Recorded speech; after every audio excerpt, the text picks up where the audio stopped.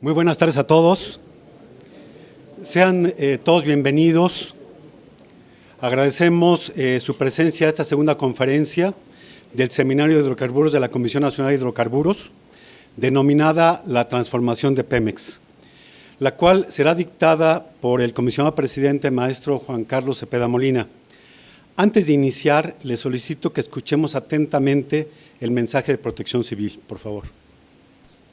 Respetable auditorio, la Comisión Nacional de Hidrocarburos le da la más cordial bienvenida a sus instalaciones. En el caso de que se presente alguna contingencia que haga necesario evacuar el inmueble, le solicitamos guardar la calma y atender estas sencillas indicaciones. La evacuación se llevará a cabo por la puerta trasera del edificio, por donde será usted conducido hasta la calle de Tintoretto, en la cual se encuentra la zona de seguridad externa. En todo momento, siga las instrucciones de los brigadistas, quienes se encuentran plenamente identificados. Recuerde, la Protección Civil somos todos. Por su atención, gracias. La idea de instituir el Seminario de Hidrocarburos en la Comisión Nacional de Hidrocarburos nace como una necesidad de analizar temas de energía que son importantes para el país y para nuestra institución. El Seminario de Hidrocarburos de la Comisión Nacional de Hidrocarburos no es un foro del tipo convencional, como muchos de los que hemos asistido. Pretende ser un foro abierto de discusión que presente alternativas de mejora y nuevas ideas que potencien el desarrollo de la energía en nuestro país, con énfasis en el área de los hidrocarburos. Como dije antes, apreciamos mucho su presencia, pero más agradeceremos la participación activa durante la etapa de preguntas y respuestas. Hemos considerado como invitados permanentes a este Seminario de Hidrocarburos a varias secretarías, como la Secretaría de Energía, la Secretaría de Hacienda y Crédito Público, la Secretaría de Economía, el Instituto Mexicano del Petróleo, el Fondo Mexicano del Petróleo, al Consejo Nacional de Ciencia y Tecnología CONACYT, la ASEA, la CRE, el CENEGAS, la UNAM, el ITAM, el IPN, la Universidad Panamericana, el Colegio de México, el Instituto Tecnológico de Estudios Superiores de Monterrey, la Academia de Ingeniería, la Sociedad de Exalumnos de la Facultad de Ingeniería, la UMAI, colegios y asociaciones de ingeniería petrolera y de otras ingenierías, de economías, de abogados, y también a profesionistas diversos como Métrica Ciudadana, así como a las asociaciones de operadores petroleros, AMEXI y ANFI. Sean todos bienvenidos a estos foros de discusión y generación de ideas. Como ya es usual, como lo hicimos la primera vez, la conferencia tendrá una duración de 1:30. La presentación del tema sería hasta por 60 minutos y después tendremos 30 minutos para la interacción con todos los participantes. Cada conferencia tiene como entregables la presentación del orador, el resumen de las preguntas y respuestas, así como todas las conclusiones que hayan sido consensuadas. Los entregables se van a publicar en la página web y en el boletín de la Comisión Nacional de Hidrocarburos. Va a haber oportunidad para que los participantes envíen comentarios y preguntas, no importa que termine el seminario el día de hoy, durante todas las semanas que vienen. Y el correo electrónico es muy fácil, seminariohidrocarburos@cnh.gov.mx. Ahí podemos recibir todos sus comentarios acerca de cómo mejorar este seminario y cualquier comentario que tengan acerca de la presentación. Les informo con mucho agrado que los entregables de la primera conferencia, la cual estuvo a cargo del doctor Héctor Moreira, ya están en la página web para que los puedan revisar. A continuación, le pido a la Secretaría Ejecutiva, a la abogada Carla Gabriela González Rodríguez, nos haga el favor de leer, como antecedente a la presentación del comisionado presidente, Juan Carlos Cepeda, su semblanza. Adelante, secretaria, por favor.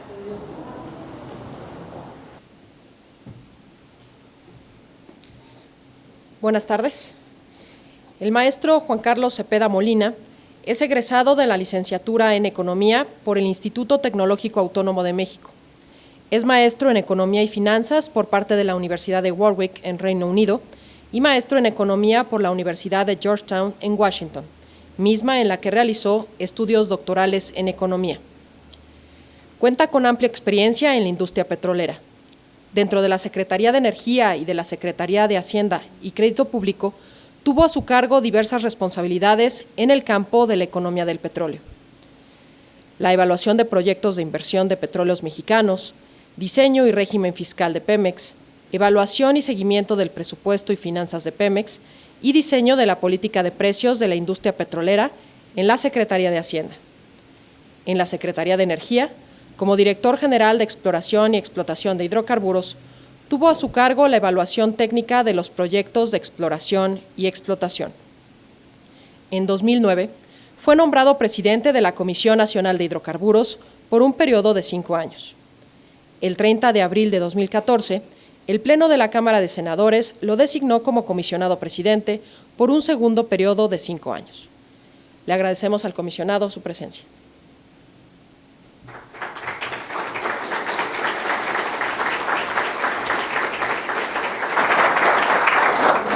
Muchas gracias a todos, es un honor que estén aquí. Gracias, queridos colegas comisionados, gracias, Gaby. Bien, esta oportunidad para platicar con ustedes la quiero aprovechar para presentar una perspectiva de lo que yo considero es la transformación de Fondo de Petróleos Mexicanos. Pero para motivar la propuesta quiero primero iniciar con algún antecedente de dónde estamos y me voy a estar enfocando a exploración y producción, que es el ámbito de responsabilidad de la Comisión Nacional de Hidrocarburos. Entonces, aquí con este botón esto debería dar vuelta y no da vuelta, pero no importa. ¿Sí? ¿Tú me ayudas, querido? Ok, perfecto. Bien, vamos a la que sigue. Si es que tú le diste, ¿verdad? Entonces, no. Sí, tú quédate con el control porque aquí no me funcionó. Ok, déjenme empezar con ronda cero. En ronda cero, ¿se acuerdan que antes de iniciar el proceso de licitación a Petróleos Mexicanos, la Secretaría de Energía le asigna más de 489 títulos de asignación, que son los permisos que da la Secretaría de Energía a Pemex para poder explorar y extraer hidrocarburos. Ténganse presente que desde la Constitución se mantiene un régimen de asignaciones a las empresas productivas del Estado y también tenemos los contratos, que esos se concursan, en donde Pemex también puede participar. De hecho, Pemex es la empresa que más contratos ha ganado en las licitaciones. Pero en ronda cero se le dan a Petróleos Mexicanos más de 400 asignaciones y se le confirman sus derechos para seguir desarrollando y produciendo en los campos en los que Pemex tiene producción, de tal suerte que más del 90% de las reservas probadas se le confirman a Petróleos Mexicanos como materia de trabajo a través de los títulos de asignación. Y luego es otra clasificación para 2P o 3P. También a Petróleos Mexicanos se le dan no solo áreas de producción, de desarrollo, sino las áreas más prospectivas de exploración, principalmente lo que es el sureste, las cuencas del sureste. Ahí a Petróleos Mexicanos se le confirman las principales áreas de exploración, aunque ahí en proporción, si vemos el mapa de todo el potencial prospectivo del país, es 23%, 21% los recursos prospectivos. Entonces, poco más del 90% de las reservas, es decir, de lo ya descubierto, poco más del 20%, es decir, la gran mayoría de los recursos prospectivos, en cuanto a extensión se refiere y volumen, esos los retiene la Secretaría de Energía y es la materia fundamental de lo que va a integrar las rondas de licitación.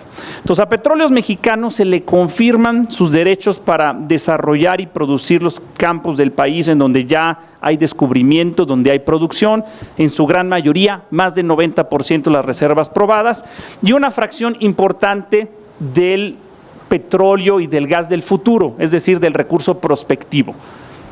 Bien, vamos a la que sigue, por favor.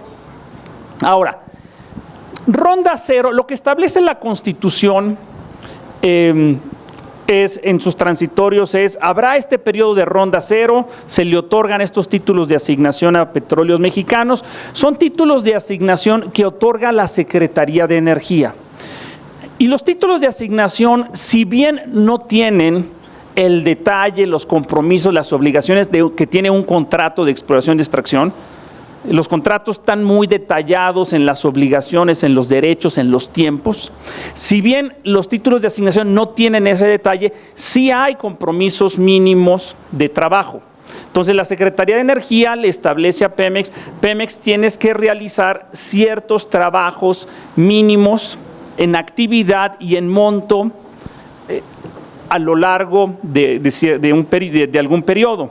Entonces los títulos, por ejemplo, de exploración, tenían un primer periodo de revisión a los 3 años y luego ya la Secretaría de Energía, y con una opinión favorable de la CNH, también dio una extensión de 2 años. En los planes, en los títulos de campos ya en producción, igual hay compromisos de inversión, ahí el plazo es mucho más extenso porque es un plan de desarrollo. Pero vamos viendo algunos indicadores para comparar cómo ha ido Pemex desarrollándose en relación con esos compromisos de inversión. Entonces, aquí, esta lámina habla de exploración. Entonces, tengo aquí cifras acumuladas aquí arriba y dice, de 2014 a 2017 había un compromiso de 141 pozos de exploración y en ese periodo se logró 74. ¿Le puedes dar un clic? Entonces, aquí vemos un rezago del 50%. Luego, en el siguiente periodo, 2018-2019, llevamos 14 frente a la meta de 140 en el periodo. De este lado está el indicador de inversión. En inversión, había aquí una meta de 120,000 millones de pesos, y un cumplimiento que tiene un desfase de 20%. Y aquí de este lado tenemos las mismas cifras, pero aquí ya está desagregado año por año. Entonces, en exploración vemos que hay un rezago significativo en el componente más importante, que son perforación de pozos. Ahora vamos a las cifras, a los datos de extracción. En extracción, tengo aquí también perforación de pozos. En el periodo 2015 a 2017, conforme a los títulos de asignación, Pemex debió de haber perforado 2,143 pozos.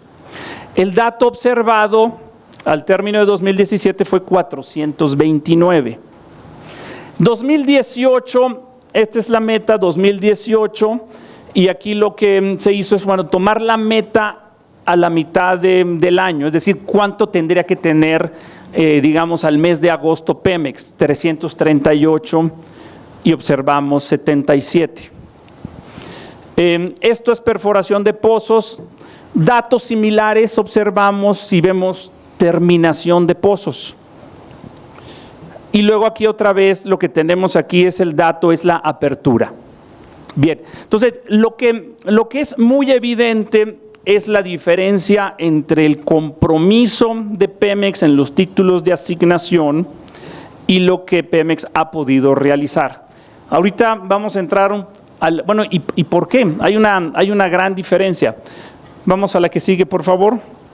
Bueno, aquí nada más son los indicadores de las diferencias porcentuales, ¿no? Una diferencia en el caso de perforación, la brecha es mucho mayor que en exploración. Aquí hablamos de diferencias que rondan los 80%. Gracias. Este es un indicador de reparaciones mayores. Pueden ser perforación de pozos. Cuando estamos hablando de la fase de desarrollo, hay perforaciones o hay reparaciones mayores. Como ustedes saben, una reparación es sobre un mismo pozo ir a otro intervalo. O es hacer el pozo más profundo o en un intervalo previo desarrollar y abrir un espacio para poder producir sobre otro intervalo. Entonces aquí lo que tenemos es otra vez reparaciones mayores, el compromiso en los títulos de asignación a esta fecha, 2017, en este intervalo 2.201, observamos 1.235, y en lo que va de 2018, esta debería ser la meta al mes de agosto, esto es lo observado. Y abajo la apertura. Bien, vamos a la que sigue, por favor. Esto es en inversión. Ya vimos el rezago en cuanto a actividad. En los indicadores de perforación vimos el rezago en exploración, vimos que es mucho más elevado el rezago en perforación, una brecha de 80%. En dinero, ¿cómo se ve en dinero la diferencia? Este es el compromiso de inversión. Los títulos de asignación marcan una meta, un compromiso en actividad y también en inversión. Entonces, si le damos a la que sigue, en inversión aquí tenemos el indicador de inversión en donde vemos un rezago de 34% en el intervalo 2015-2017, estas son cifras en millones de pesos, y en lo que va de 2018, una brecha, un rezago de 46%. Esto es inversión de capital, esto es inversión, esto es gasto de operación.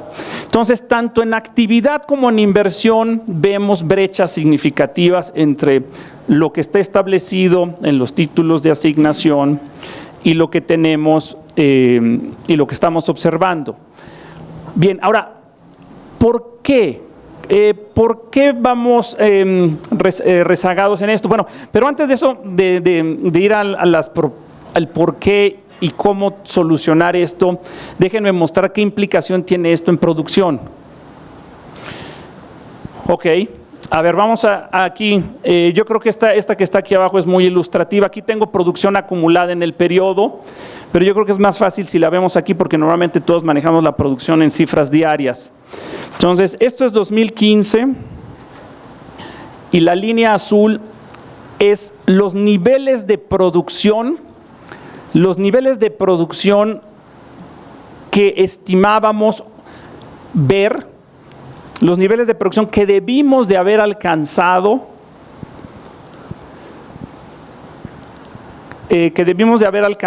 si se lograban los compromisos de inversión. Entonces, por ejemplo, debimos de haber alcanzado 2.375.000 y mantener ese nivel. ¿De dónde salen estas cifras de producción y estos compromisos de inversión que se plasmaron? Aquí hay una silla, doctor Abel, ¿por qué no se viene aquí? Mire, aquí hay una silla. Entonces, las cifras de producción, los compromisos de inversión, surgieron en ronda cero de las cifras que presentó Petróleos Mexicanos. Entonces, Petróleos Mexicanos en ronda cero planteó estos compromisos de inversión a efectos de lograr estos niveles de producción.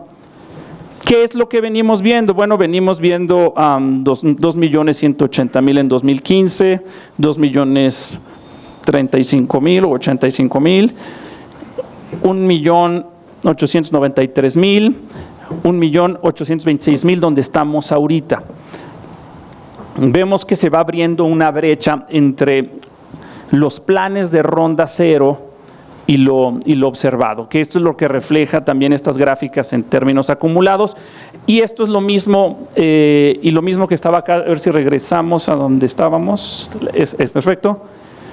La que sigue, por favor. Hacia adelante.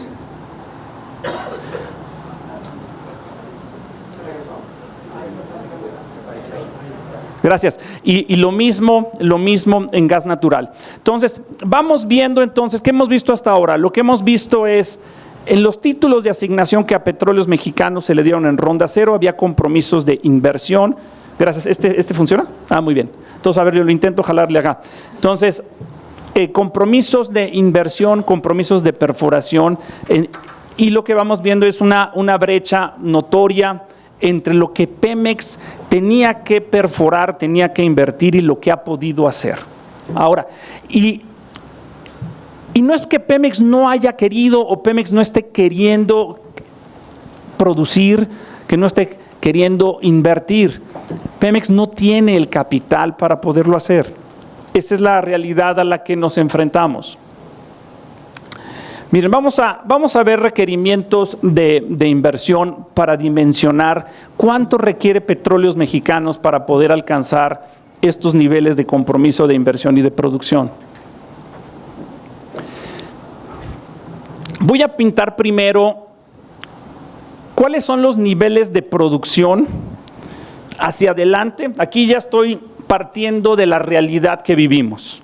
Ahorita ya estamos en 1.817.000 barriles diarios.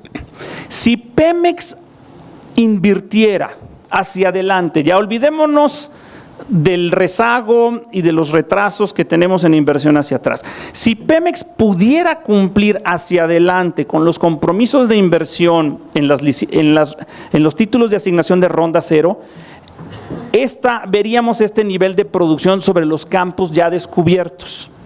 Y esta capa superior es lo que nos agregaría las áreas de exploración. Como ven, con las puras áreas de ronda cero, pues a lo más llegaríamos hacia el final de la administración del presidente Andrés Manuel a poco menos de 2 millones de barriles diarios. Esas dos capas que están ahí, esas capas que agregamos aquí, es para tener presente que Pemex también tiene contratos que ha ganado en las licitaciones. Entonces, de hecho, alcanzaríamos un poquito más de 2 millones, tomando en consideración que Pemex también ha ganado contratos en las licitaciones. Esa capa adicional es lo que esperamos de producción de los contratos ya asignados en las licitaciones que se han concluido.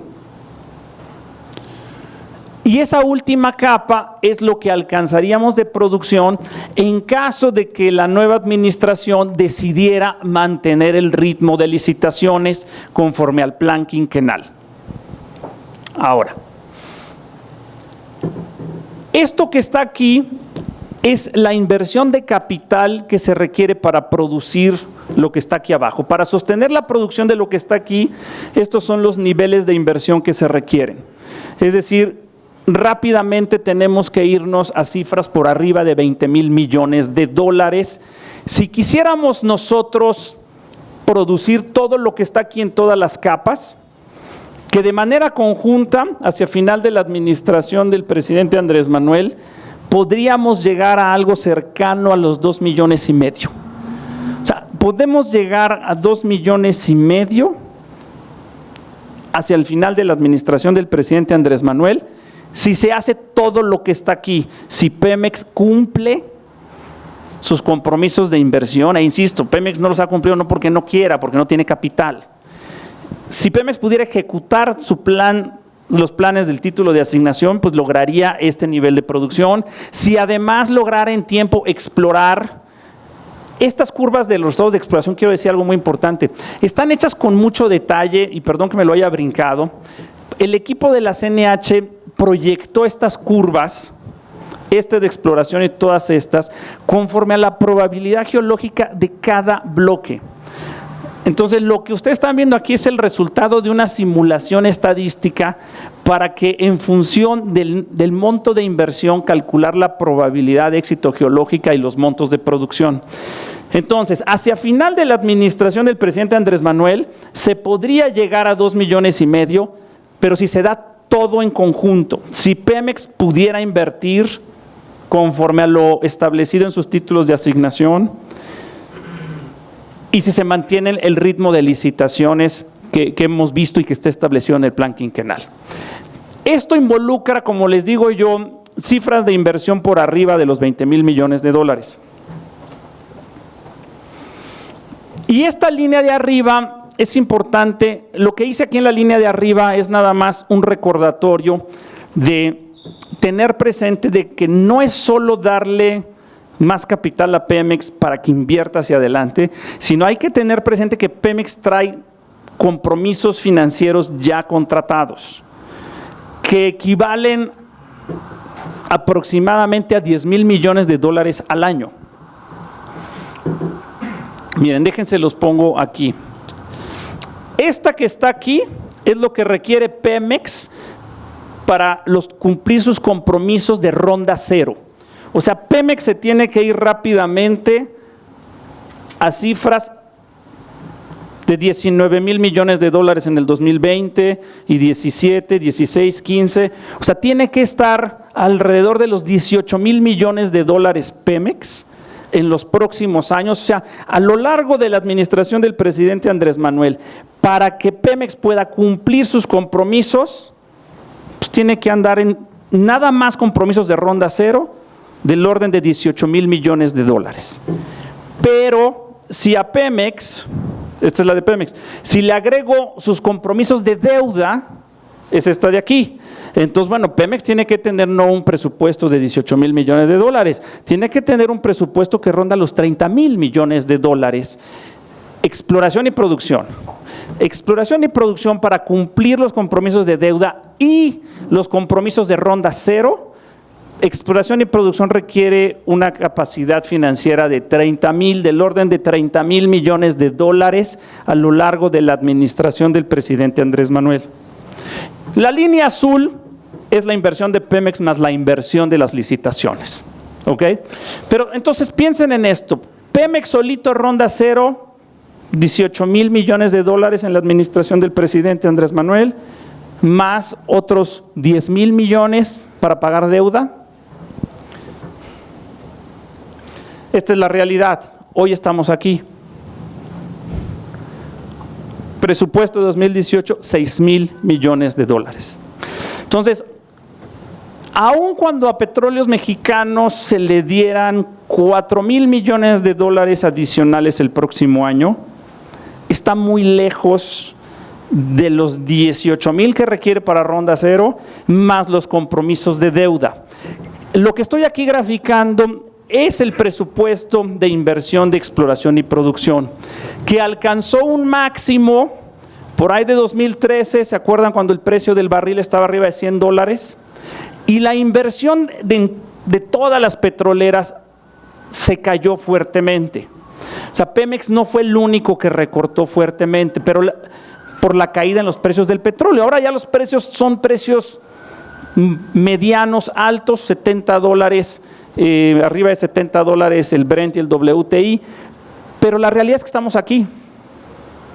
Entonces, el punto es, no le podemos, ¿de dónde vamos a sacar recursos para ese 6,000 de entrada triplicarlo, mandarlo a 18,000 y enfrentar los compromisos de deuda? Las finanzas públicas no van a tener el espacio para cubrir este faltante. Esa es la realidad. Insisto, los rezagos que vimos, las brechas que vimos entre compromisos de inversión y lo realizado por Pemex, no es porque Pemex no quiera, no hay forma de cumplir esas metas con esta capacidad de inversión. No hay forma. O sea, Petróleos Mexicanos, por supuesto que quiere invertir más y quiere perforar más, pero no hay forma. ¿Qué podemos hacer? Podemos voltearnos con la Secretaría de Hacienda y decirle, pues no solo quiero que me des X millones de dólares para una refinería, sino que aparte necesito que me tripliques exploración y producción, más aparte cubras los compromisos de deuda. No hay forma que las finanzas públicas puedan hacer eso. Tenemos que capitalizar a Pemex.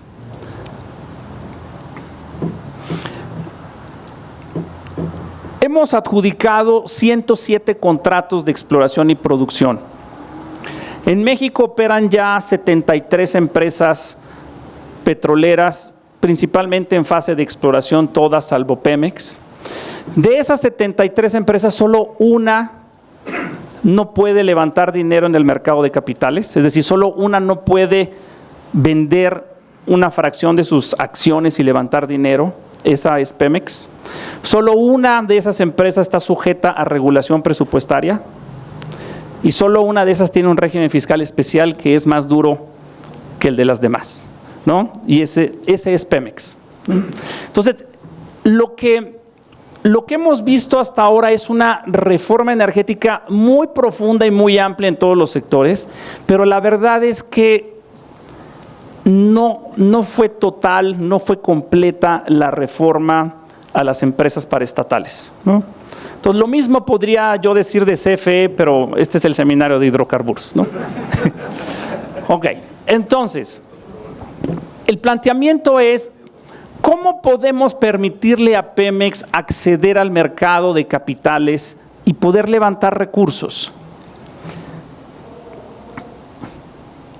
Este ejemplo me gusta mucho porque en sí su diseño es propicio para nuestra realidad y dos, se trata de China, ¿no? Bueno, China tiene 3 empresas paraestatales. CNPC es la más grande, está Sinopec y está Sinopec. Por cierto, esta tiene ya un par de contratos con México.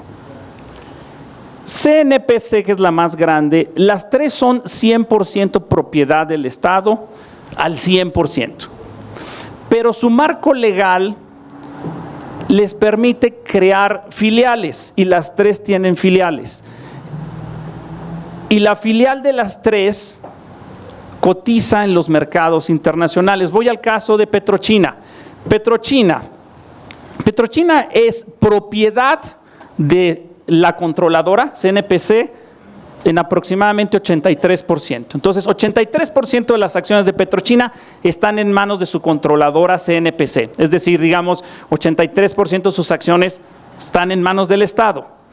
El otro 17% lo cotizan en China, en la bolsa de Hong Kong, en Shanghái y en Nueva York. Ahora, lo bonito de esto es que al momento de que ellos crean una filial, en un espacio tan corto como 5 meses, logran hacer la colocación inicial de acciones. Es decir, CNPC crea Petrochina y en 5 meses después la logra cotizar en bolsa. Solo 5 meses se crea la filial y ahí Petrochina decide qué activos poner. Entonces, ¿qué es lo que yo les propongo? Bueno, que mantengamos a Pemex 100% propiedad del Estado,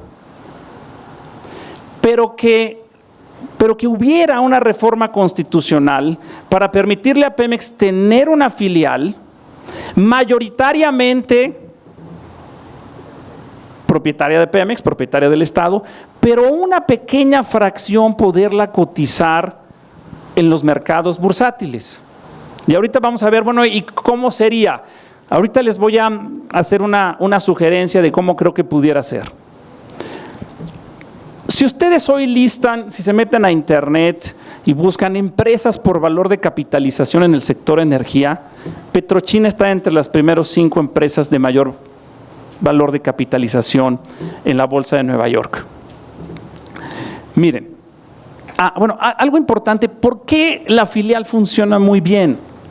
Porque si nosotros quisiéramos capitalizar Pemex y salir a levantar dinero en el mercado, tendríamos que atravesar una transformación financiera e institucional de Pemex, lo cual no le daría tiempo a esta administración. Pero si tú creas una filial, la filial de inicio está limpia y tú bajas ahí los activos que tú quieras bajar. Entonces, por ejemplo, tenemos los distintos títulos de asignación de la ronda 0. Bueno, pues podemos seleccionar cuáles bajamos a la filial.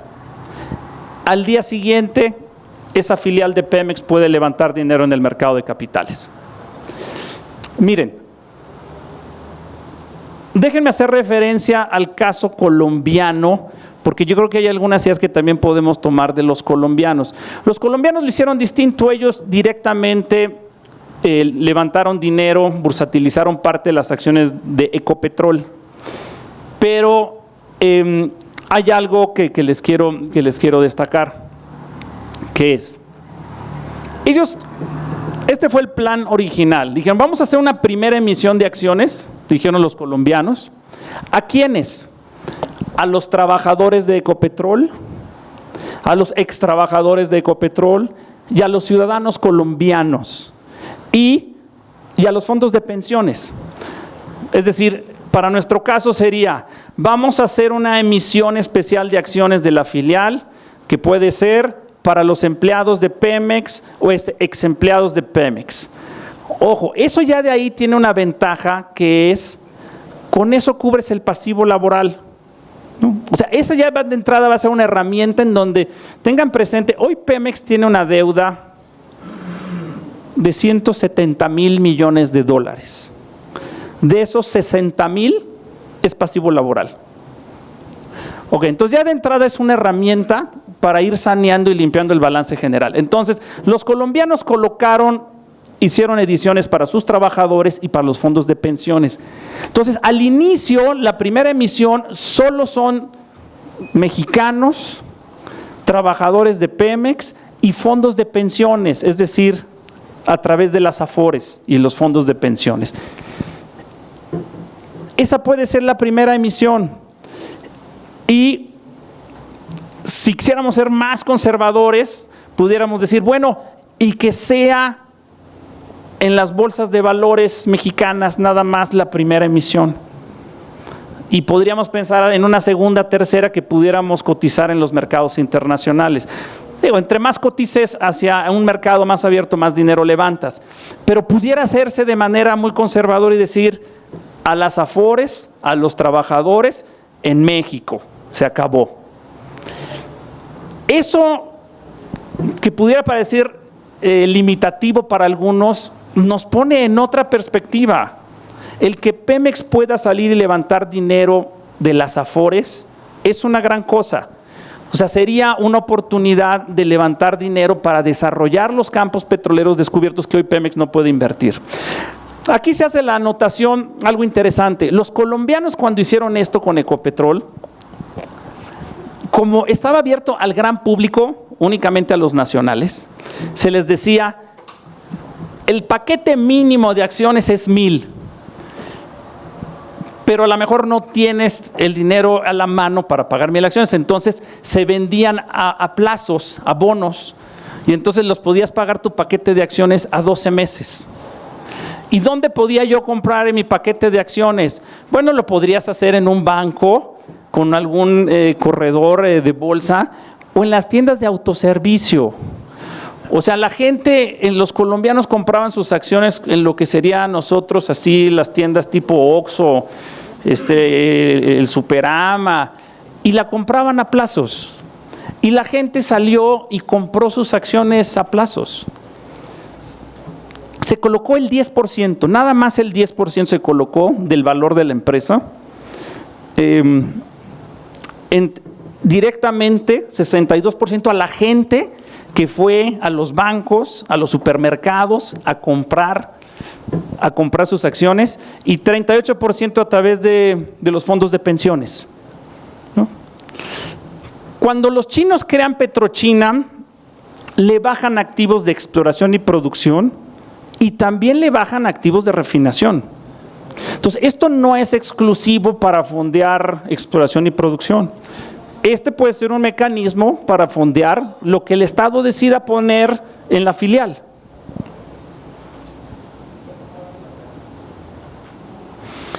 ¿Qué elementos adicionales y complementarios son importantes?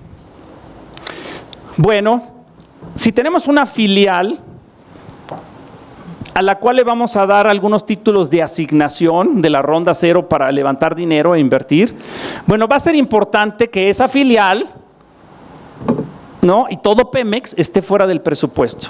O sea, nadie va a invertir en empresas que estén bajo control presupuestario, ¿no?, que tengan que ir al Congreso a que aprueben el presupuesto, ¿no?, y un día el Congreso amanece de malas y entonces, ¿no?, cambia el plan de inversión. Entonces, tenemos que sacar a Pemex del presupuesto, y aquí les quiero decir cuál es la propuesta para hacerlo.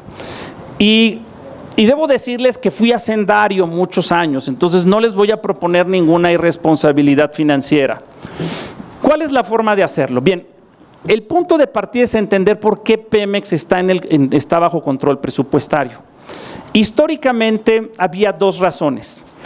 Una razón era el Estado es el garante de última instancia, es decir, si Pemex incumple con sus obligaciones de deuda, con los títulos de deuda que emite, el Estado tiene que responder. ¿Okay? Entonces, el Estado es el garante de última instancia y si Pemex no paga algún título de deuda, el Estado lo tiene que hacer. Bueno, entonces por ende hay que controlarle el endeudamiento a Pemex. Esa razón prevalece. Pemex no puede endeudarse lo que quiera porque al final el Estado va a responder. ¿Ok?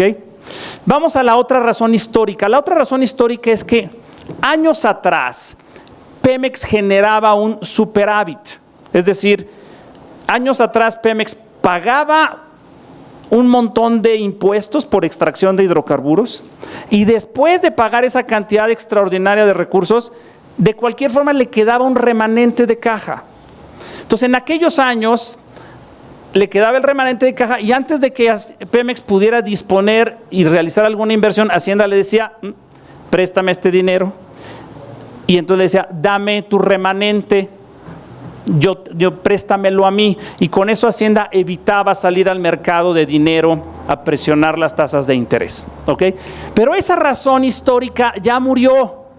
Ya no hay un superávit, Pemex tiene un déficit. Entonces, pero lo que prevalece es el control de la deuda. Entonces, mi propuesta es, elimina el control que hoy tiene sobre el balance financiero de Pemex y mantén una regulación que evite un endeudamiento descontrolado de Pemex.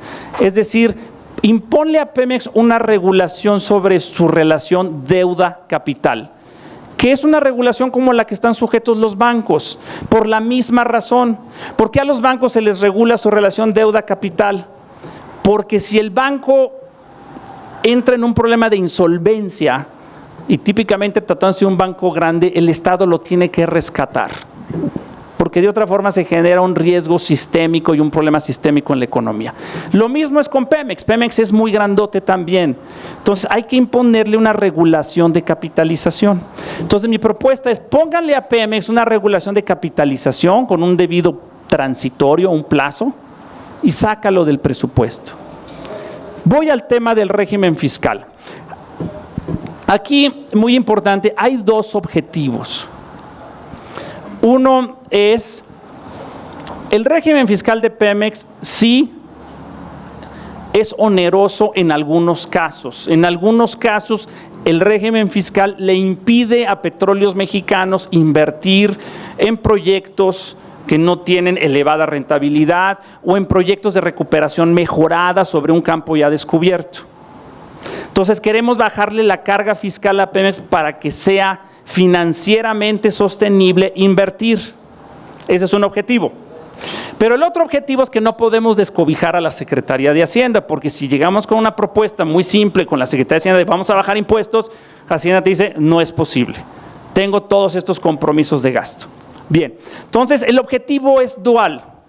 Y como esto se resuelve en el mundo, porque de esto ya hay mucha experiencia en el mundo, es lo que se hace es decir, para los campos ya descubiertos, sabemos cuál es su producción estimada y la podemos pintar. Es más, podemos escribir una tablita con los números de lo que esperamos de producción de Kumalupsap o de Acal, Cantarell o de todos los campos del país. Y decimos, a ver, con la inversión existente, con la infraestructura existente, esto es lo que van a producir.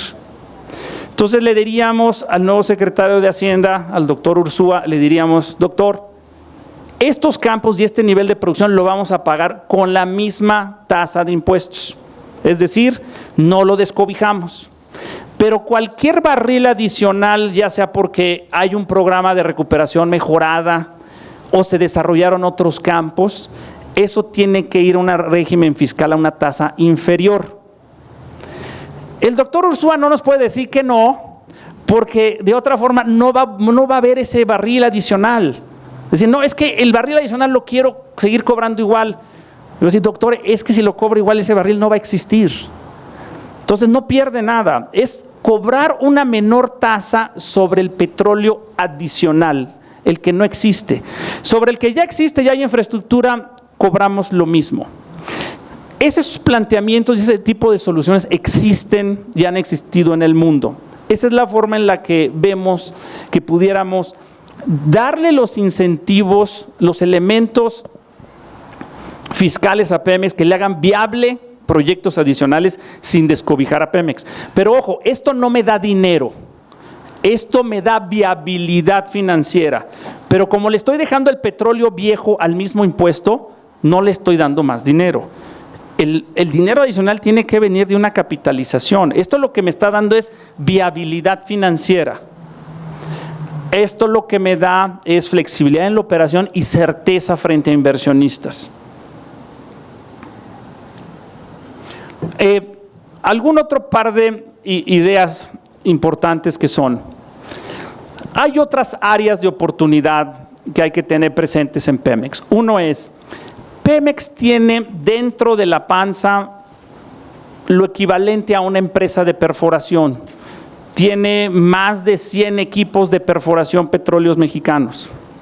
Algunos colegas, a quienes aprecio mucho, el doctor Luis Bielma, José Pablo Reichenbach, entre otros, desde hace años vienen viendo esta oportunidad. Dicen, a ver, Pemex debería de tomar sus equipos de perforación y ponerlos en una empresa, es un spin-off, y buscar socios que inviertan con Pemex. Miren, piensen en algo, mucho del desarrollo tecnológico está en las empresas de servicio. Si ustedes enlistan las empresas petroleras en el mundo y luego las empresas de servicio, empresas, no es un anuncio, pero empresas como Schlumberger invierten más en desarrollo tecnológico que la gran mayoría de las empresas petroleras. Mucho del desarrollo tecnológico se da en las empresas de servicio. A México le conviene también tener una empresa de servicios fuerte. Entonces Pemex tiene más de 100 equipos de perforación. Creas una empresa y traes socios. Uno, los socios pueden invertir en nuevos desarrollos o pueden ayudarte a capitalizar. Haces una empresa de servicios fuerte y te subes al tren del desarrollo tecnológico junto con empresas de servicio e impulsas el desarrollo de la industria de servicios en México. Para mí, una de las grandes tragedias de la industria petrolera mexicana es, tuvimos a Pemex en el arreglo de empresa única por casi 80 años. Está bien, pero pudimos haber desarrollado una industria de servicios mexicana y la realidad es que no la tenemos. Tenemos unas cuantas empresas de servicio que no desarrollan tecnología y que es una industria raquítica frente a las empresas internacionales. Sí es importante desarrollar una industria de servicios en donde haya participación de mexicanos y una empresa como Pemex le puede dar ese impulso. Entonces, esta es una idea que he recogido de mis colegas que es muy buena. Bueno, esta es una obviedad y está ahí y presumo que está en la agenda de Pemex, que es los ductos de transporte, los poliductos, las terminales de almacenamiento y demás, son una fuente de capitalización para Pemex a través de una fibra E. Es decir, tú pones la infraestructura y puedes emitir títulos en el mercado bursátil sobre los flujos de efectivo de esa infraestructura y con eso Pemex se capitaliza. No se ha hecho, CFE sí ya hizo fibras en materia de transmisión de electricidad. Pemex no lo ha hecho, presumo que está en la agenda, no sé por qué no lo han hecho.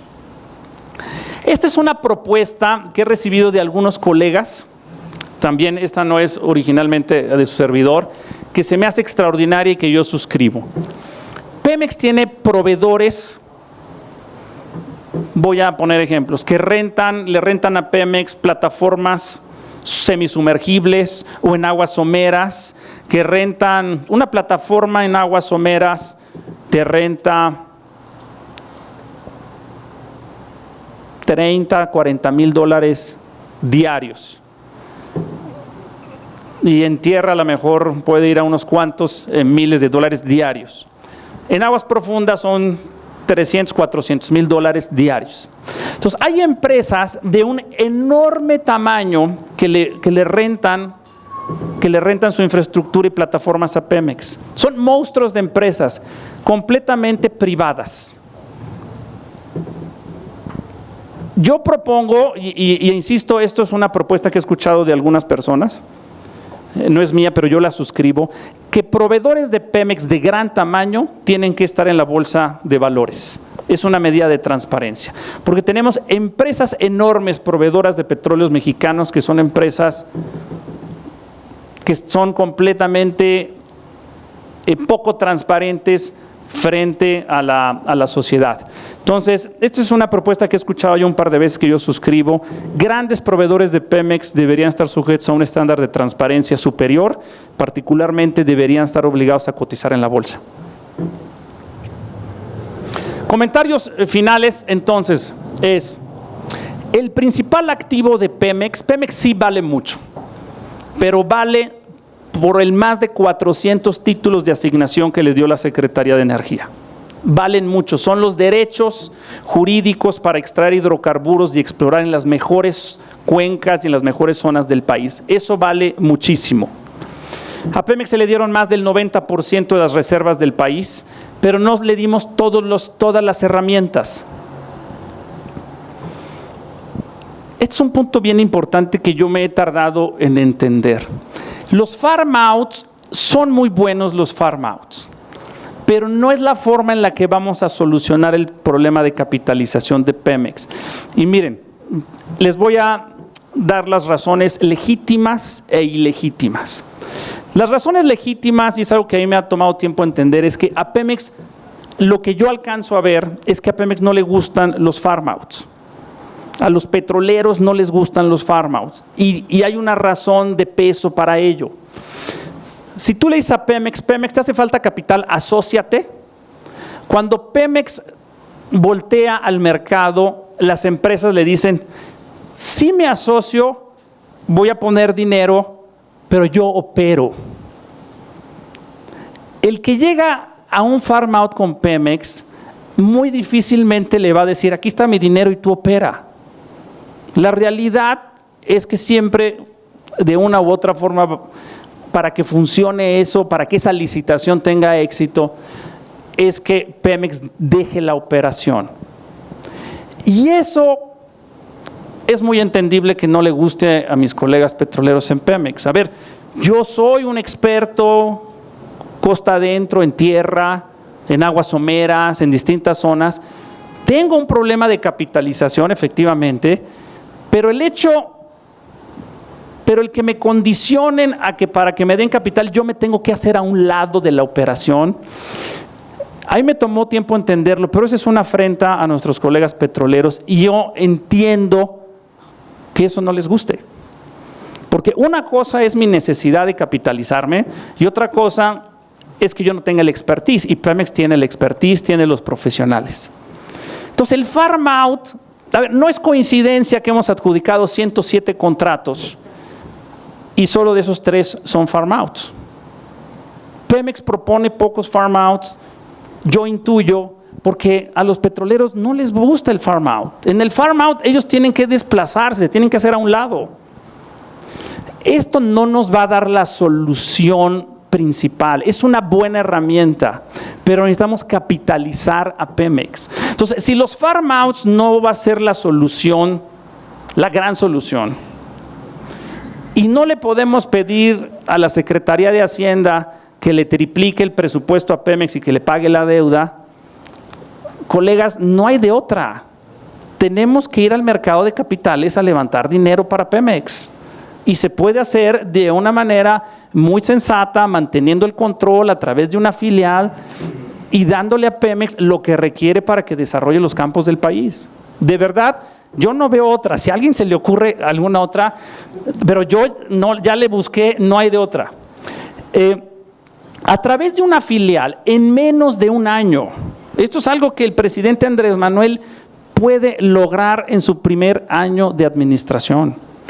Pemex se queda arriba como está Y yo sé que me llevará muchos años la negociación de saneamiento financiero con Hacienda, perfecto, muchos años.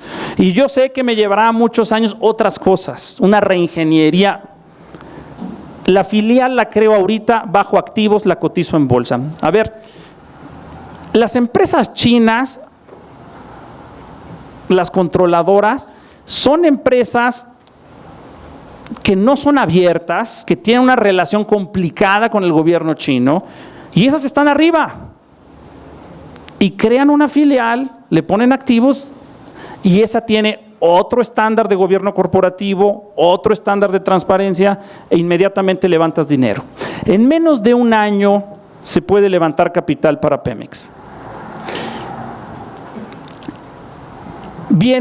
Con eso viene un asunto muy importante de transparencia. No es solo levantar dinero, es una práctica de transparencia. Ahí aplicaría la ley de mercado de valores, que le da derechos a las minorías. Hay una práctica de transparencia y de contrapesos que entrarían y se activarían inmediatamente. Algo muy importante, todo mundo se queja de que Hacienda le mete la mano a Pemex.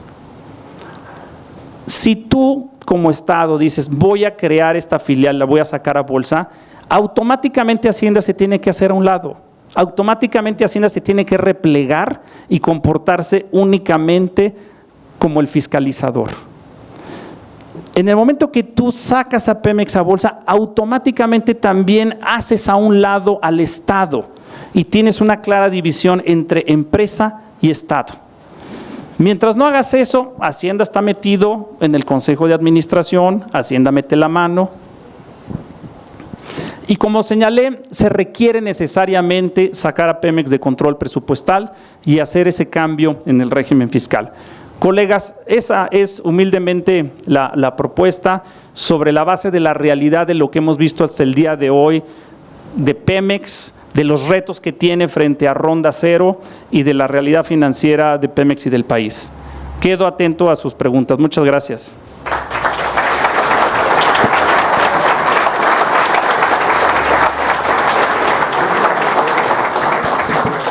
Para la siguiente etapa, le agradecemos a la doctora Alma América Porres Luna y al licenciado Sergio Pimentel Vargas, comisionados, que acompañen al comisionado presidente a moderar las preguntas y respuestas. Hay 3 enfrente, que es uno para cada comisionado. O sea, la vez pasada había pedido 5, nada más pidieron 3, 4. Listo, Ya, doctora. ¿No? Ok. O sea que tú en medio, pero bueno. Muchas gracias. Sin duda retadora, provocativa, muy puntual la presentación del comisionado presidente. Y bueno, pues yo sin más preámbulo tengo el gusto de acompañar desde luego a la comisionada doctora Alma América Porres. Doctora, te propongo que vayamos dando la palabra una y una, si te parece bien. Pues bueno. Empezamos contigo. Les pediríamos solo a los asistentes que previo a plantear su pregunta nos pudieran dar su nombre y la institución o empresa, en fin, de la que vengan, solo para tener en mente esa información, si son tan amables. Doctora, si quieres empezar. Sí, cómo no. Por favor, si alguien tiene alguna pregunta, estamos a su disposición. Nada más es cuestión que nos den nombre y la institución. Por favor, aquí adelante.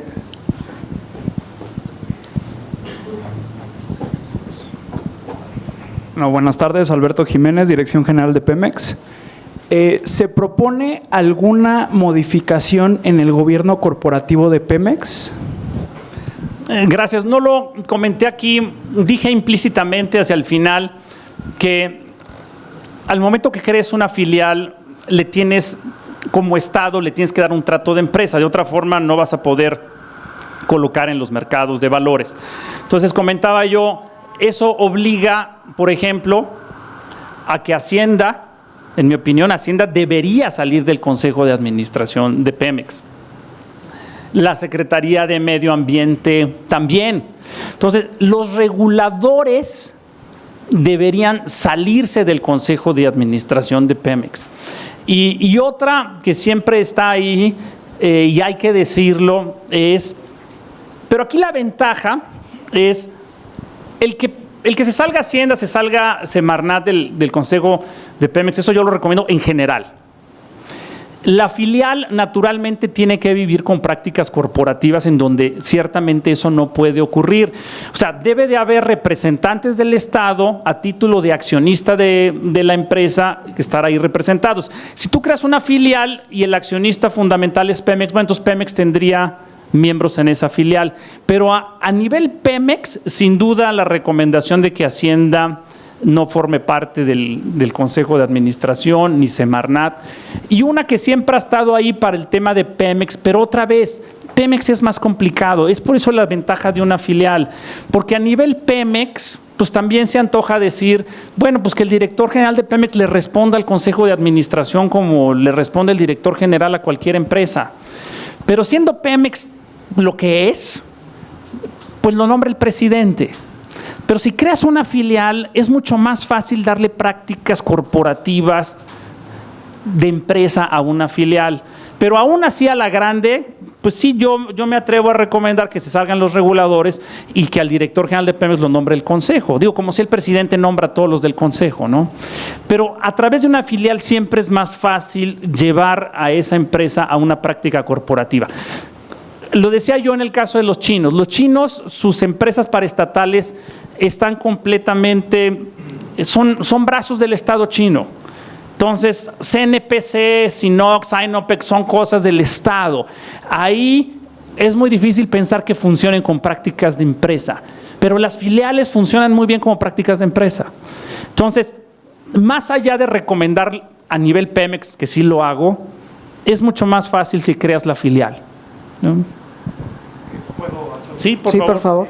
Y en cuanto a los activos que irían a esta filial, ¿se propone alguna estrategia? ¿Empezar con activos grandes, campos maduros, no convencional?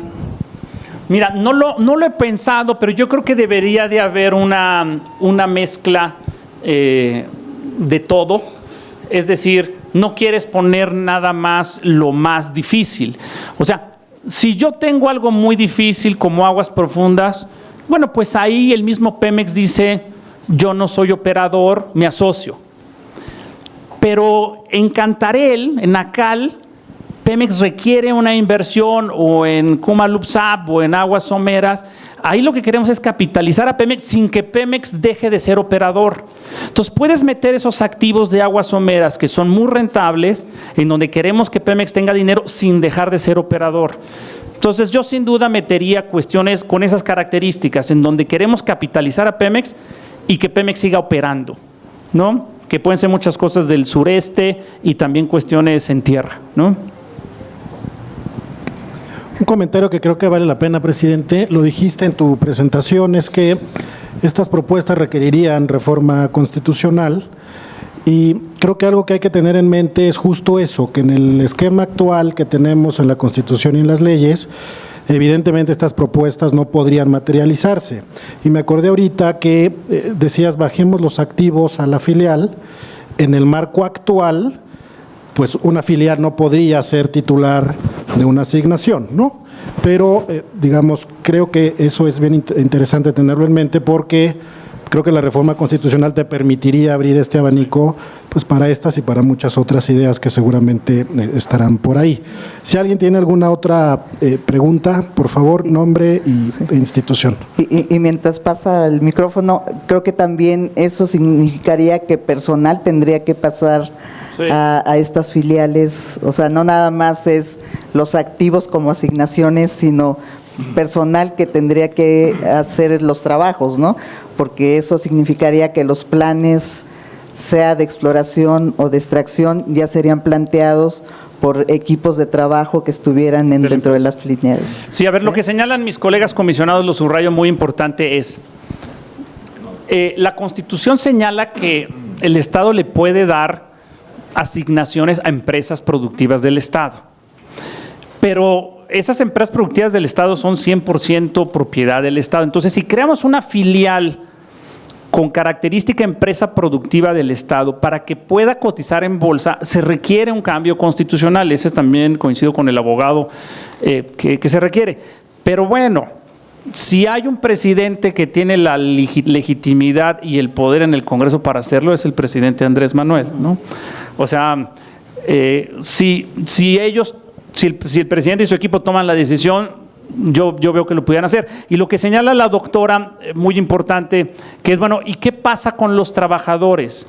Ahí existen dos posibilidades. La más sencilla sería que dejar a todos los trabajadores en Pemex con su contrato colectivo y que la filial le contrate a Pemex a los ingenieros y al equipo. Es decir, está la filial, que es una filial de Pemex, y se voltea con Pemex y le dice: necesito 1000 ingenieros de distintas características, y le hace el contrato de fuerza de trabajo a Pemex, de tal suerte que el contrato colectivo se mantiene sin cambios y estos prestan servicios a la filial, no en las condiciones que sean correctas.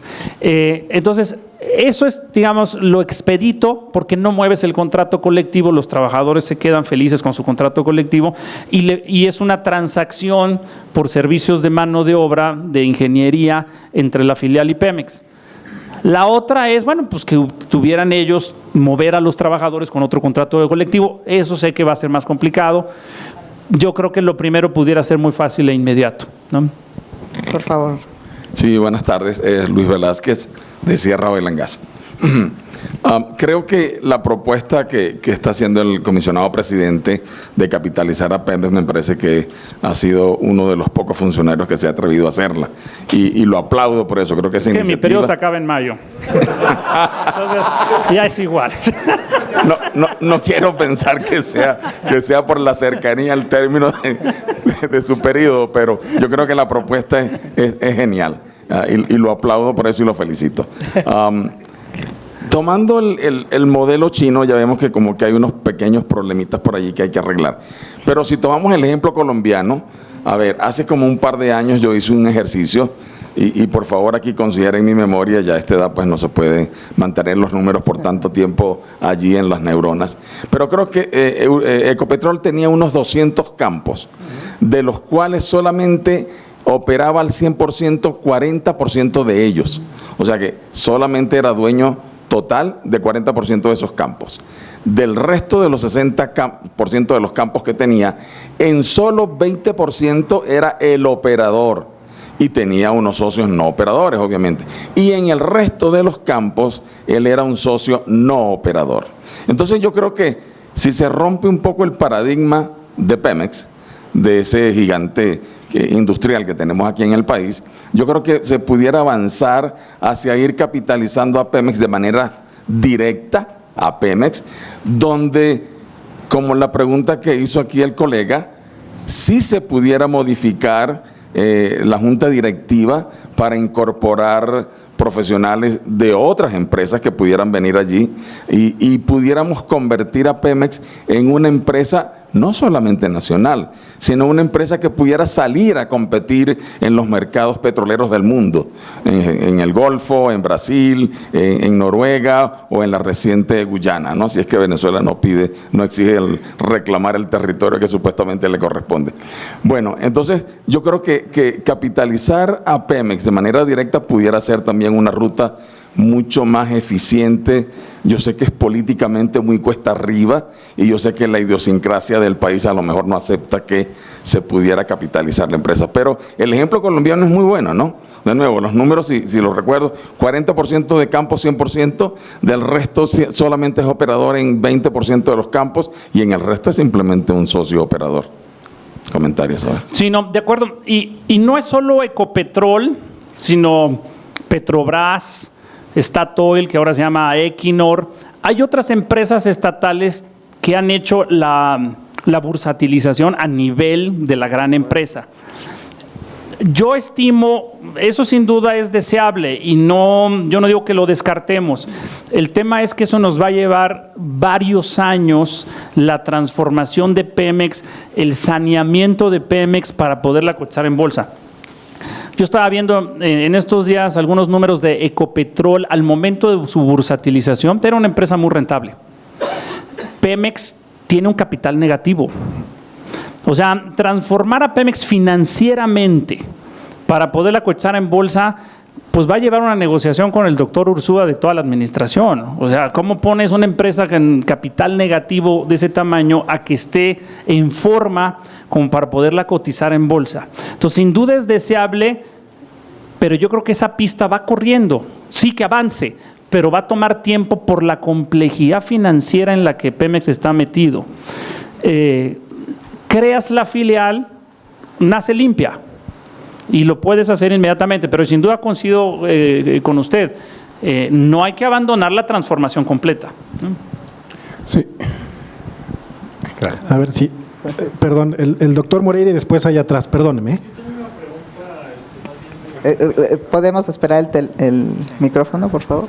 Yo tengo una pregunta. Si revisaron ustedes el nivel de endeudamiento nuevo de Pemex para el 2018, o sea, Pemex se endeudó ¿en cuánto, más o menos?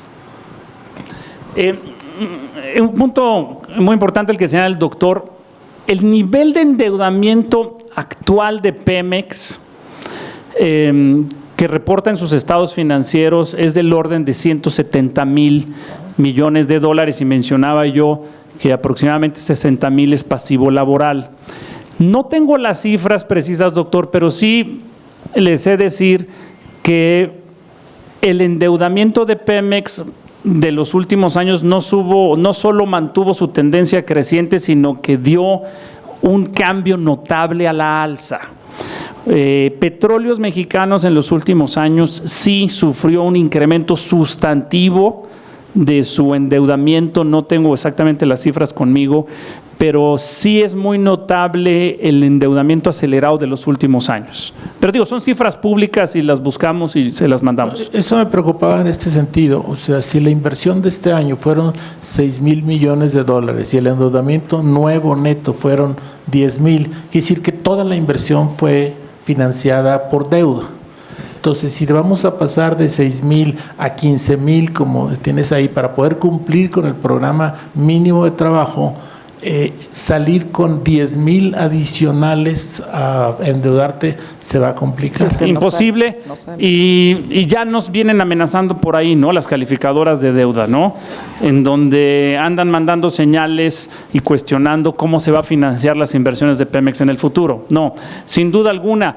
Y sabemos que en la administración pasada parte de ese endeudamiento acelerado, en algunos casos, fue para pagar impuestos, para poder inclusive pagar impuestos. Entonces, pero ya no podemos, ya el camino de endeudamiento para financiar inversiones, ya no hay espacio, ahí ya no hay holgura. Perdón, nada más, la simulación que se hizo en este caso no fue actualizando el endeudamiento, sino es con el endeudamiento actual. Sí, aquí nada más dijimos cuánto se requiere para poder desarrollar todos estos campos y todas estas áreas. Y pagar lo que se debía. Y decir, entonces lo que dijimos es cuánto se requiere de nueva inversión, sí, ¿no? Es la cifra que en los primeros años de Pemex tiene que llevar a Pemex en pura ronda cero a 18,000 millones de dólares. Y decir, bueno, y aparte sabemos que tiene estos compromisos de deuda, ¿no? Sí, adelante, por favor. Gracias. Miguel Alberto, CBM Ingeniería, Exploración y Producción.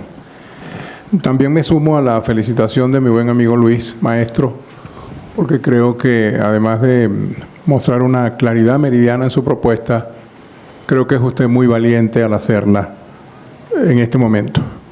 Lamento que el 15 de mayo termine su mandato. Me gustaría, una de las cosas, su presentación se llama Transformación de Pemex.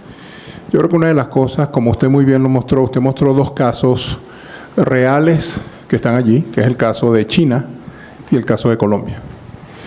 Lo que yo entiendo es que para poder moverse y avanzar en estos temas es imperativo, es fundamental la experiencia internacional. Hay que ver hacia afuera. hay que ver lo que están haciendo otros países. Y hay que comparar qué están haciendo en otro lado que no se hace aquí y viceversa.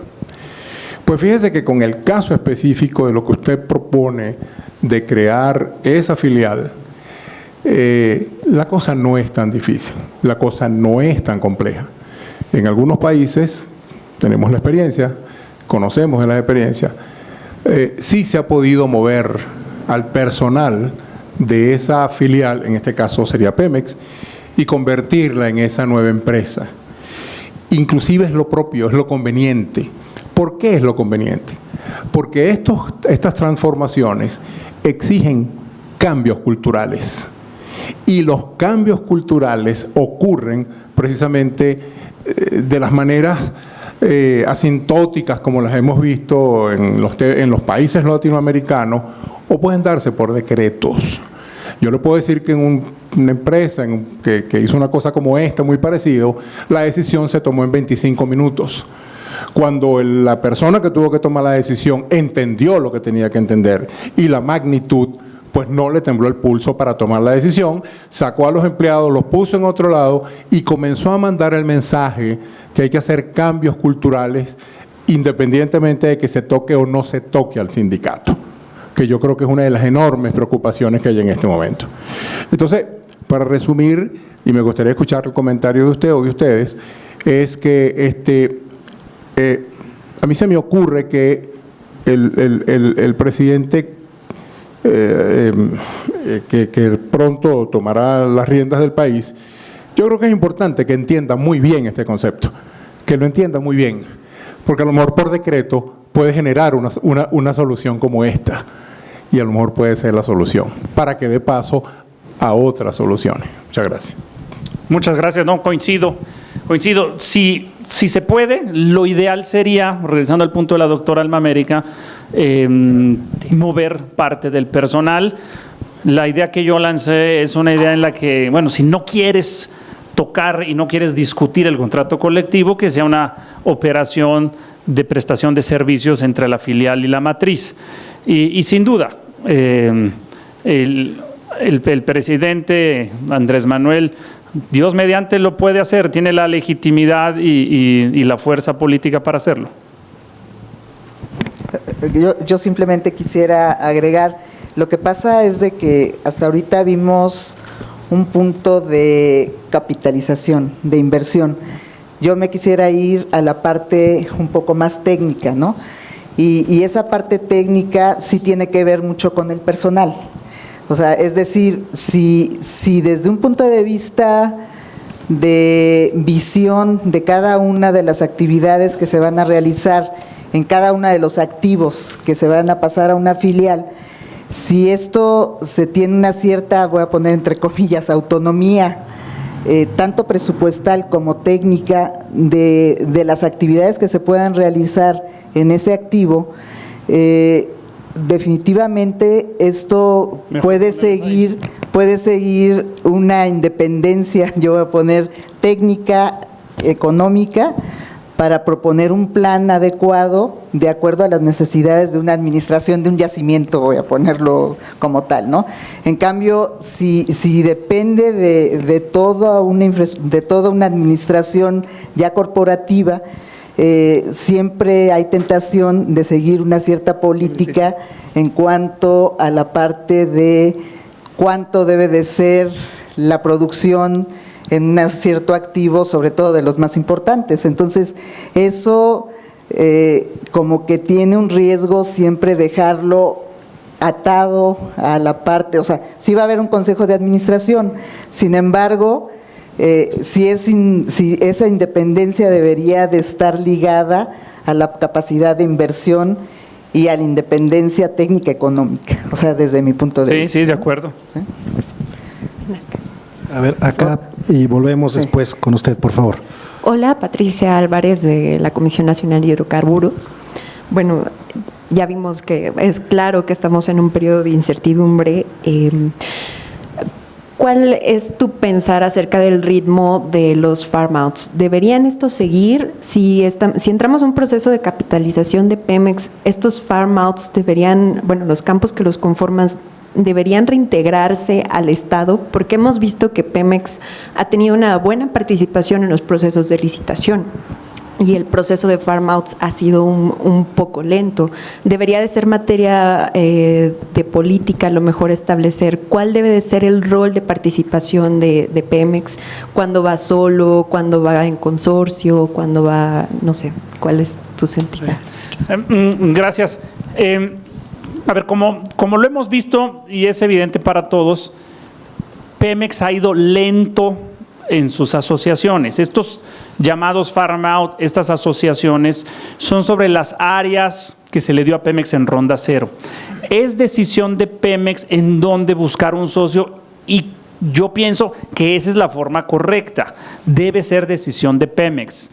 Es decir, ni CENER, mucho menos CNH, deben de interferir en forzar a Pemex a tener una asociación. En mi opinión, así como está muy bien, debe ser decisión de Pemex. No obstante, la realidad es que vamos muy lento. Yo lanzo uno de los elementos que yo detecto es que no les gusta a los petroleros la asociación porque es desplazarlos en su actividad, en su trabajo que ellos saben hacer bien. Entonces, yo por eso veo el farm out como una buena herramienta, pero que no nos va a dar la solución de capitalización de Pemex. Entonces, yo digo que se quede el farm out como está, decisión de Pemex, pero tenemos que inyectarle capital a Pemex por otra vía. De otra forma, si no surge esta otra vía de capitalización, bueno, pues entonces sí Pemex debería definitivamente, pues, lanzar un programa mucho más agresivo de farm outs. O sea, si esta va a ser la única forma de capitalizar a Pemex, bueno, pues Pemex debería tener un programa de farm outs, que lance un programa de 100 farm outs. Pero eso va a chocar con la organización, eso es lo que yo alcanzo a ver, ¿no? Digo, si se toma una decisión, se toma una decisión. Pero yo lo que alcanzo a ver, si yo fuera asesor del director de Pemex o de la secretaria o del presidente, diría, pues sí, puede ser una decisión y se toma y se impone, pero no les va a gustar, ¿no? O sea, yo creo que no les va a gustar porque requerimos dinero en un montón de áreas en donde Pemex es el gran experto, que es aguas someras, que es tierra. Entonces, es una buena herramienta para complementar. Por ejemplo, a mí se me hace ideal en aguas profundas. No, pues está todo dar ahí en aguas profundas. Pemex tiene que ir de la mano con otros operadores para desarrollar una expertise. Ahí el farm out está perfecto. Igualmente pudiéramos pensar en no convencionales, pero en las cuencas del sureste, donde se requiere mucha inversión en recuperación mejorada, obligar el farm out va a ir en contra de la lógica del trabajo y del expertise de los petroleros. Entonces, yo lo veo bien, es decisión de Pemex, pero si lo mantenemos como la única alternativa, va a ser muy difícil que funcione para lo que requiere Pemex. Creo que por acá había... Luis Velázquez de nuevo. Montado ya en la idea de la subsidiaria, una que está haciendo falta es convertir o hacer un spin-off de Pemex y sacar lo que escuché de un amigo recientemente, crear de nuevo, reactivar a Pemex Gas. Antes era Pemex Petroquímica, pero tal vez crear de nuevo Pemex Gas pudiera ser una subsidiaria que pudiera buscarse unos socios y pudiera sacarse a la bolsa. Y esa sí sería una que, si se declara el gas como una industria estratégica para este país, esa tiene toda la justificación del mundo. Perdón. Nos pasó en PDVSA, las 3 filiales que se fusionaron en PDVSA como tal, tenían sus departamentos de gas. Cuando se fusionaron, toda esa gente fue transferida a esa nueva empresa de PDVSA Gas y allí funcionaron todos muy bien. Había un solo servicio que sí le dábamos y yo estaba en exploración y fue el área de exploración porque tuvieron todos los ingenieros que necesitaban, pero no tenían exploración. Cuando lo necesitaban nos pedían el servicio y se lo dábamos. Pero aquí pudiera hacerse algo parecido. ya PDVSA Gas Petroquímica existe, tal vez sería de nuevo revitalizar a Pemex Gas y allí pudiera sacarse a la bolsa, con socios o simplemente capitalizarla. Ingeniero, estoy totalmente de acuerdo con usted. Deliberadamente no hablé de gas hoy, porque tenemos pendiente publicar un libro que nos coordinó, nos lideró el comisionado doctor Moreira, en donde viene esa propuesta. Pero deliberadamente dije, no voy a hablar de gas para no quemar el tema del libro que viene más adelante, pero coincido plenamente. Y bueno, y hay casos muy exitosos. PDVSA lo hizo muy bien en su momento. No está de más recordar que la empresa de gas que más produce, que más exporta, es una empresa estatal de gas que se llama Gazprom. Y hay otros casos en el mundo. Sin duda, plenamente convencido, porque a Pemex, dentro de todo lo que se le dio a Pemex, que Pemex no ha podido desarrollar, principalmente están las áreas de gas y principalmente están las zonas en Burgos y en no convencionales de gas no asociado, en donde aquí vimos el desempeño de Pemex en general, pero si yo hubiera separado gas no asociado, bueno, ahí hubiera sido casi cero. Entonces, no, completamente de acuerdo, y ojalá tengamos oportunidad de volverlo a comentar ahora que salga el libro que amablemente nos ha coordinado el doctor Moreira. ¿Alguna otra pregunta? ¿Algún comentario final, presidente? No, bueno, pues muy agradecido, muy honrado por el tiempo que me dan, que nos dan todos ustedes. Muchas gracias. Revisaré algunos detalles de la presentación para que sea del acceso de todos ustedes. Muchas gracias, colegas comisionados. Muchas gracias. No se nos vayan. Gracias, presidente. El comisionado Martínez nos va a dar, entiendo, doctor, las siguientes pláticas.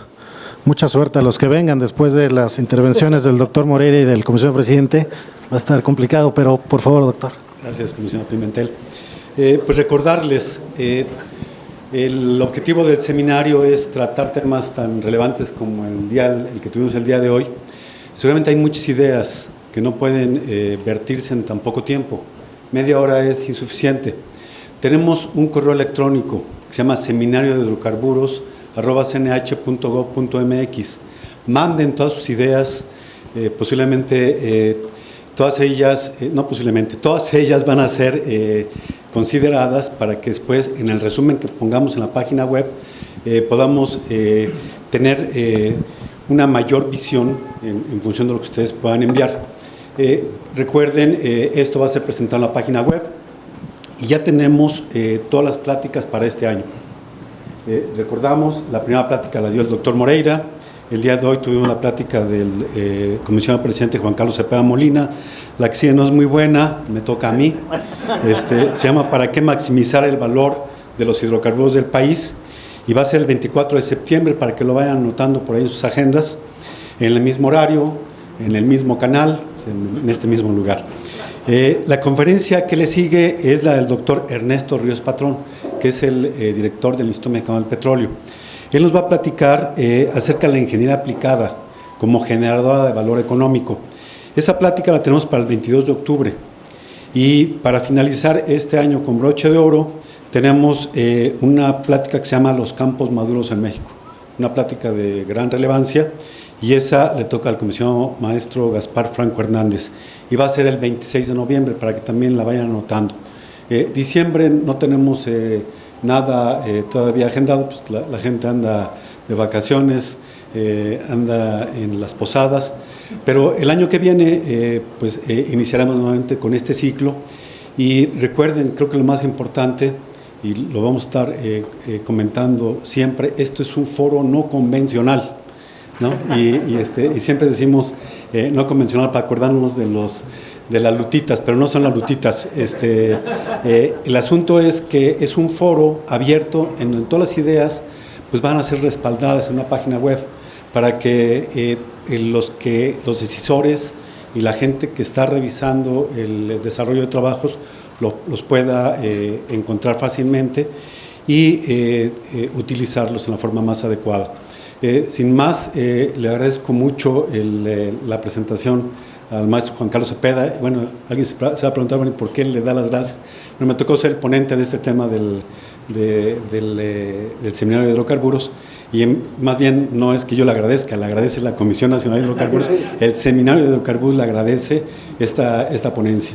Igual a la maestra, a la doctora Alma América Porres Luna, al abogado Sergio Pimentel, por apoyarnos en este tipo de apoyo, ¿no?, hacia lo que viene. Pero el trabajo de ellos no termina aquí. Ellos van a tener ahora que revisar todas las preguntas, todos los comentarios y hacernos un bonito resumen de cómo, de todo lo que se dio aquí. Por favor, mándenos sus comentarios a través del correo electrónico, lo recuerdo, seminario-de-hidrocarburos@cnh.gov.mx, comentarios acerca de esta plática, comentarios acerca del gas, comentarios acerca de no convencionales, comentarios acerca del seminario, comentarios acerca de la CNH, comentarios de lo que ustedes gusten. Muchas gracias, muy amables.